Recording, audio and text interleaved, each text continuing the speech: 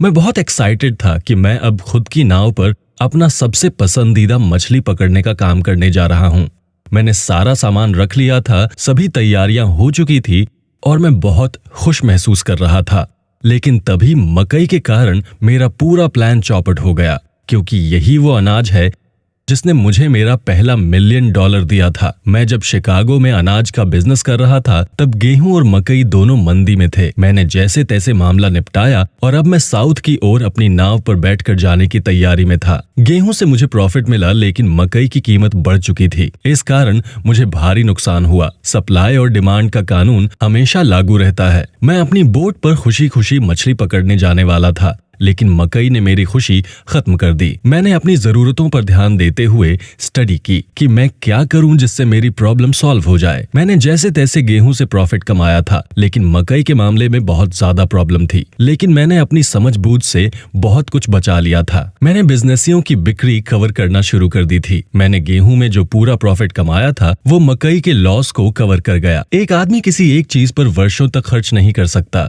एक average starting के बाद भी इसके प्रति कोई फिक्स IQ नहीं रख सकता। ये बात प्रोफेशनल और शौक पूरा करने के लिए खेलने वाले लोगों के लिए अलग अलग है। ये सिर्फ और सिर्फ अलग अलग लोगों के अलग अलग नजरिए और IQ पर डिपेंड करता है। किसी भी मामले में ईगोस्टिक होना गलत ही रहेगा। डीप थिंकिंग कंप्लीटली जरूरी है। प्रोफेशनल लुक मनी मेकिंग के अलावा फ्यूचर सिक्योर करने पर भी ध्यान देते हैं। एक प्रोफेशनल बिजनेसमैन बिलियर्ड प्लेयर जैसा होता है, जिसे शॉट खेलने के पहले उसके रिजल्ट का अंदाजा होता है। मुझे इस बारे में कैमक की कहानियां भी याद आती हैं। मार्केट को लेकर उसका एक जजमेंट था कि जब सेब पेड़ों के ऊपर चढ़ रहा हो तब दांव ना लगाइए। वैसे मैं आज सेंट पॉल के ऑफिस में गया, जहां मैं सप्ताह में 2-3 बार न्यूज और इन्फॉर्मेशन के लिए अक्सर आता रहता हूँ। मेरे दोस्त ने मुझसे कहा, ओल्ड मैन विलियम रॉकफेलर ने स्टॉक भेज दिए हैं।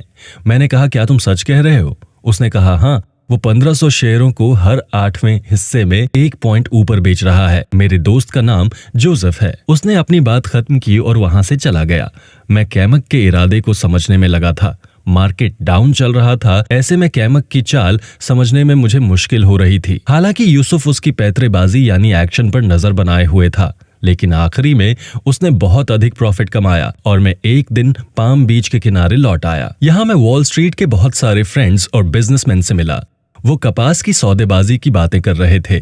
कपास के सौदे में थॉमस के नुकसान की बात लगातार की जा रही थी। जब मैं वापस न्यूयॉर्क आया तो मैंने फिर से मार्केट स्टडी शुरू कर दी। मार्केट डाउन चल रहा था और हर कोई कपास बेच रहा था। भेड़ चाल के चलते मार्केट का हर बिजनेसमैन कपास पर ध्यान लगाए हुए था और कपास की बिक्री तेज थी। मैंने जुलाई के अंत तक कॉटन नहीं खरीदा और आखिरी में 1 लाख यूनिट खरीद ली। इतनी बड़ी मात्रा में कपास खरीदने में भी मुझे कोई परेशानी नहीं हुई, क्योंकि बिक्री तेज थी। कई बिजनेसियों की नजर में मेरा फैसला सही था।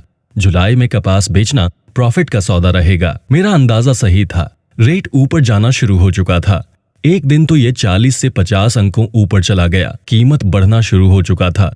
किसी के पास कपास है या नहीं, इस बात की जानकारी लेने के लिए लोग मेरे पास आ रहे थे। उस दौरान मैंने 5-5 हजार यूनिट खरीदने के अलग अलग 4 ऑर्डर्स रिप्लेस किए। इस बीच बाजार 30 अंक ऊपर चला गया। अगले दिन संडे था और जैसे ही मंडे को बाजार खुला, न्यूयॉर्क में लिवरपूल बूम पर था। जल्द ही बाजार 50 अंक ऊपर चला गया। मेरा अंदाजा है सबसे ज्यादा रेट में कपास बाजार पर राज कर रहा था। मेरा कोई भी दाव खाली नहीं गया।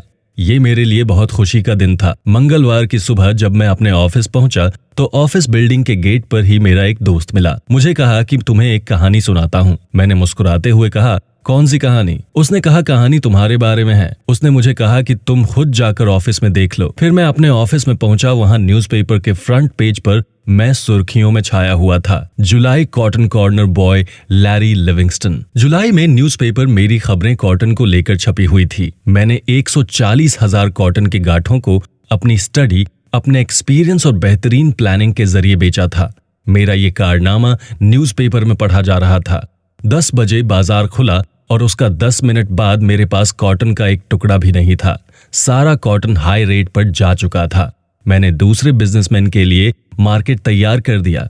मुझे स्वर्ग जैसी फीलिंग हो रही थी। मैं तो अपने आप में सोच रहा था कि मुझे लगा कि इतनी बड़ी मात्रा में कॉटन बेचना मेरे लिए भी मुमकिन नहीं था। न्यूज़पेपर के राइटर को ये सारी इन्फॉर्मेशन मेरे दोस्तों से मिली। सुबह 9 बजे की खबरों में ये सब आ चुका था। ये सब कुछ मेरे दोस्तों का किया धरा था। अगर वो नहीं करते तो शायद मैं खबरों में नहीं होता। वैसे मेरे फ्रेंड्स ने मेरी बहुत मदद की, क्योंकि अगर वो अरेंजमेंट नहीं करते तो शायद मैं इतने माल के लिए मार्केट भी नहीं ढूंढ पाता और मेरे पास जगह भी नहीं थी। हालांकि मेरे खिलाफ बोलने वाले लोग भी बहुत हैं, क्योंकि जब आप बाजार से प्रॉफिट कमाते हैं आपको सबसे पहले बेईमान कहा जाता है।